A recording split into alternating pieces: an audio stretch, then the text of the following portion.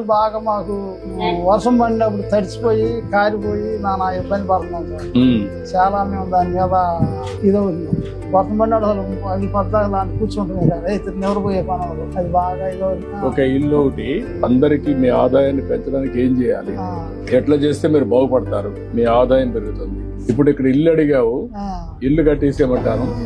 ఒక పని చేయండి కలెక్టర్ గారు, ఈ ఇంటికి నలుగురు ఒకటి దగ్గర ఉంటారా, మీరు పిల్లలతో కూడా ఇక్కడే ఉంటారా?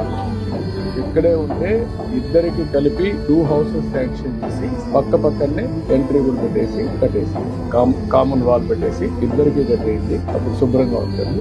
బెటర్ ఆ పిల్లలు ఉంటారు, మళ్ళీ వాళ్ళకి ఉపయోగపడతాయి ఇద్దరికి.